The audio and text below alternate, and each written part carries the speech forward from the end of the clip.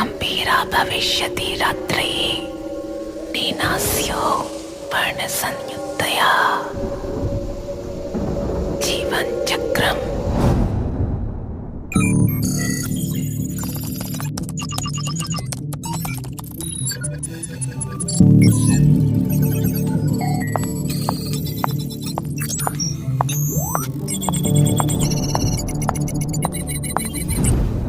Are you sure? तुम्हारी आखिरी team जो फील्ड में सर्वे के लिए गई थी, उनके 5 लोग इसी एरिया से गायब हुए थे।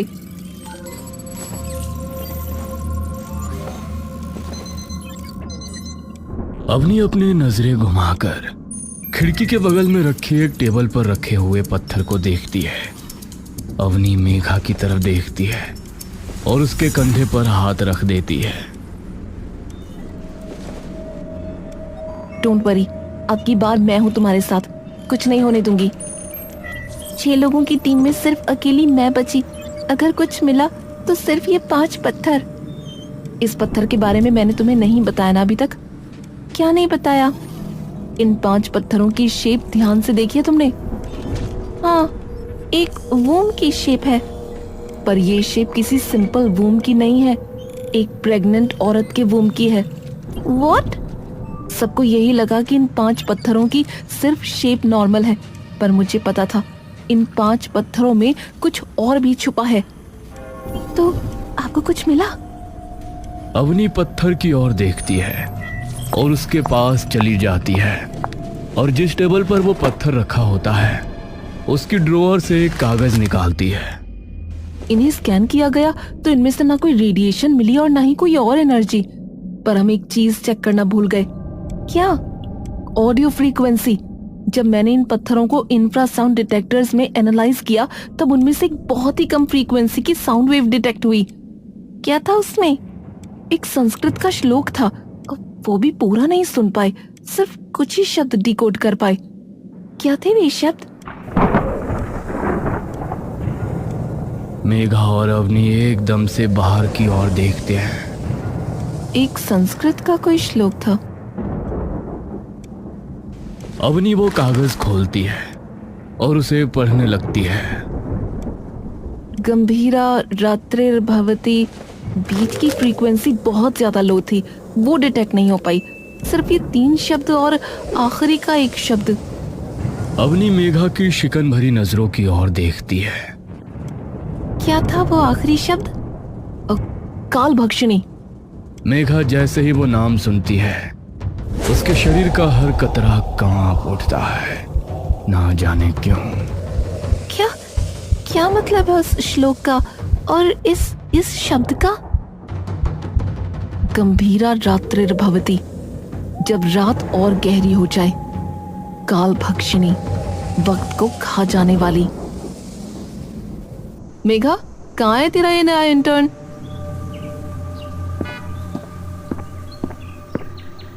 आ गया मैम, आ गया। इंटर्न तुम हो, हम नहीं, जो तुम्हारा वेट करेंगे।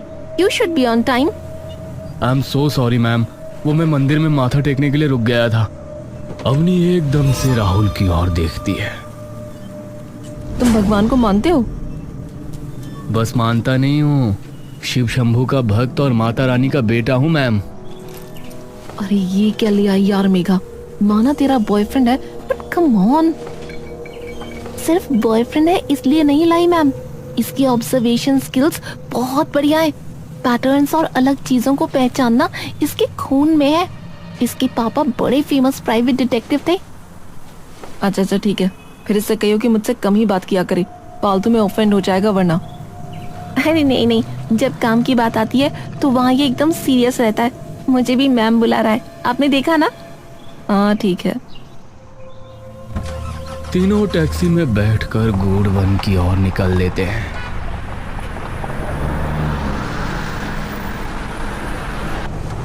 राहुल, एक सवाल पूछूं? जी मैम, पूछिए ना। तुमने यही रिसर्च क्यों ज्वाइन की? तुम तो इतने अच्छे कॉलेज में हो, डॉक्यूमेंट्री तो और किसी चीज पर भी बना सकते हो। बना तो सकता हूँ, पर मेरे लिए ये ज्यादा इंटरेस्टिंग है क्योंकि इसमें कुछ नया है। क्या पता कोई नई कहानी मिल जाए, क्या पता कोई नई महागाथा मिल जाए, क्या पता कोई नया भगवान मिल जाए।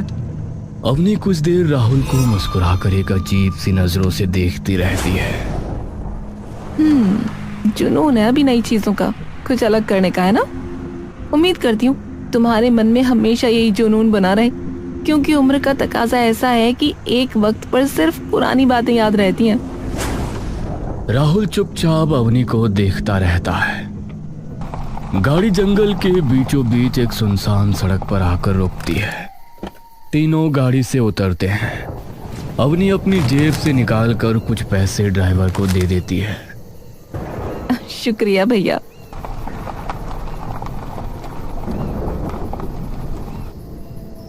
अवनी, मेघा और राहुल अब सुनसान जंगल में एकदम अकेले थे। अवनी अपने बैग से 2 वॉकी टॉकी निकालती है।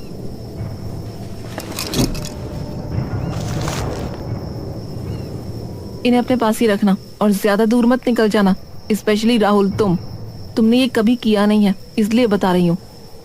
अवनी, वैसे हम यहाँ सुबह भी तो आ सकते थे ना, फिर अभी क्यों आए? और एक बात मैम, और जो मुझे पूछनी थी, आमतौर पर ऐसे रिसर्च में टीम बहुत बड़ी होती है, लेकिन हमारी टीम में सिर्फ 3 लोग हैं, क्यों? सबसे पहले तो ये कि हम रात को इसलिए आए हैं क्योंकि जैसा कि मैंने तुम्हें बताया, उस पत्थर में से कुछ आवाजें कैप्चर की गईं, जो कि संस्कृत का एक श्लोक था, जिसमें ये कहा गया था कि जब रात और गहरी हो जाएगी, तो इसलिए रात को ही आना चाहती थी मैं। शायद कुछ ऐसा दिख जाए जो हमें दिन में ना दिखे। और तुम्हारे सवाल का जवाब, ये कोई ऑफिशियल रिसर्च नहीं है। जब लास्ट टीम के 5 मेंबर्स नहीं मिले तो इस रिसर्च को बंद कर दिया गया था। सिर्फ मैं और मेघा ही थे जिन्होंने बाद में ये रिसर्च जारी रखी थी, तो इसीलिए। ओह ठीक है। और कुछ? राहुल और मेघा दोनों नामे गर्दन हिला देते हैं। Alright then.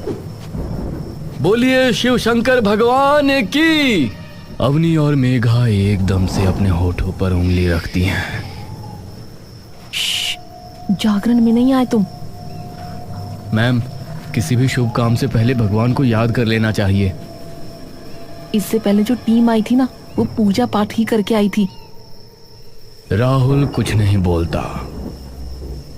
तीनों आसपास ही रहना, ज्यादा दूर मत जाना। कोई भी ऐसी चीज जो लगे कि अलग है, contain it and capture it. Rahul अपने बैग से अपना हैंडी कैम निकालता है और उसे ऑन कर लेता है।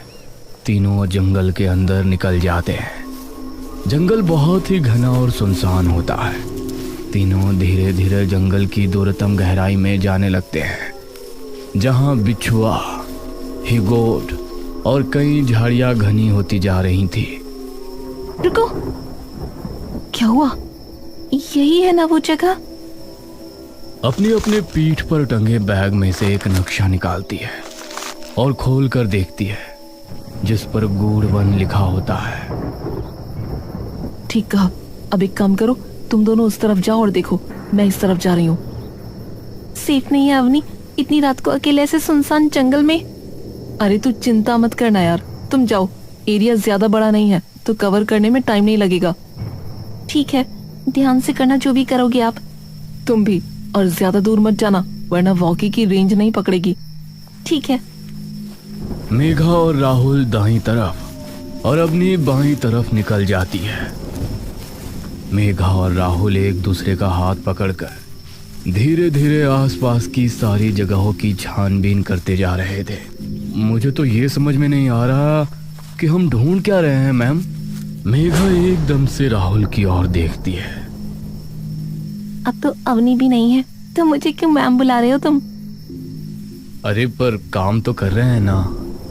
बे प्लीज ना, मत बुलाओ। अच्छा अच्छा ठीक है मेरी जान।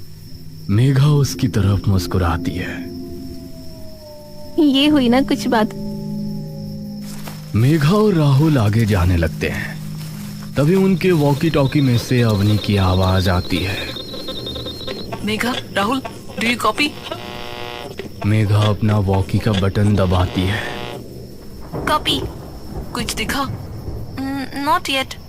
Alright, over. तभी मेघा को सामने से 2 सफेद परछाइयां एकदम से तेजी से गुजरती हुई दिखती हैं। मेघा गहरी सांस लेकर पीछे हट जाती है। कर्पूर गौरम करुणावतारम संसार सारम भुजगेंद्र हारम। राहुल वो आवाज सुन इस कदर मंत्रमुग्ध हो जाता है कि कब उसका हाथ मेघा के हाथ से छूट जाता है, इस बात का उसे खुद अंदाजा ही नहीं लग पाता।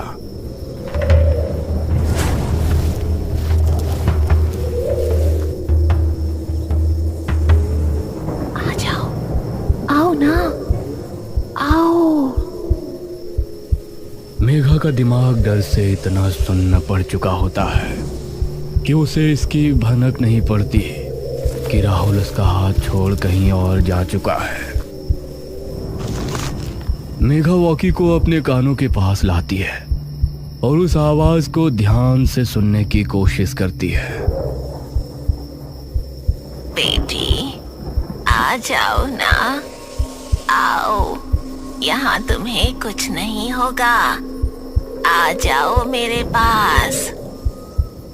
मेघा की आंखें डर के मारे चौड़ी खुल चुकी होती हैं, लेकिन ना चाहते हुए भी उसके पैर उन परछाइयों की ओर बढ़ने लगते हैं।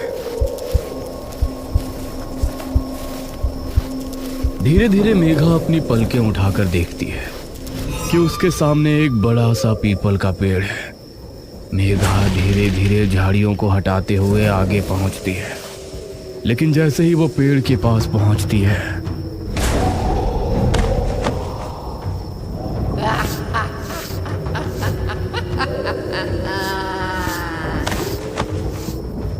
ये मैं कैसे? ये तो मैं हूँ। मेघा कांपती बिखरी सांसों से रोना शुरू कर देती है।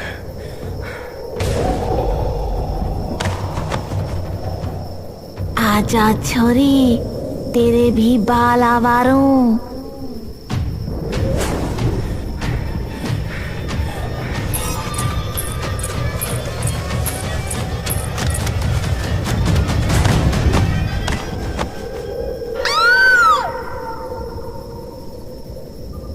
राहुल मंत्र की ओर बिना कुछ सोचे समझे जा रहा होता है कि तभी उसे अपने सामने एक अग्निकुंड दिखता है, जहां एक मर्द औरत के लिबास में कुंड के सामने बैठा है। तभी वो पुजारी राहुल की ओर एकदम से बड़ी बड़ी क्रोध में जलती हुई आंखों से देखता है।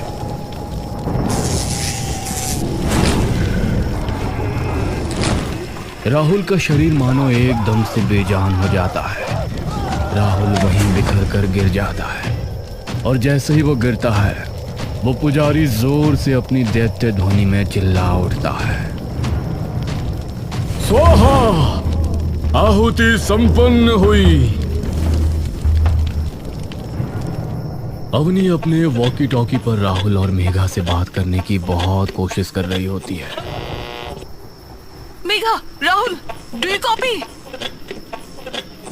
दूसरी तरफ कोई आवाज नहीं आती। Damn it!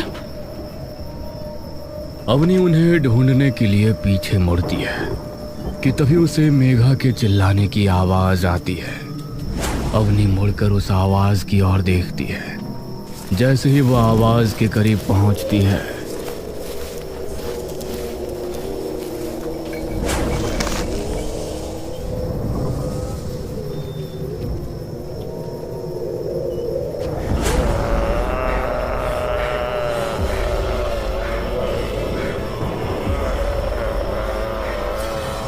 अवनी की आंखों का डर एकदम से विकराल क्रोध में बदल जाता है। अवनी बिना कुछ सोचे समझे सीधे मेघा की ओर दौड़ पड़ती है। कमीने, छोड़ उसे, छोड़! लेकिन तभी वो एक अंधेरे भरे गड्ढे में गिर पड़ती है।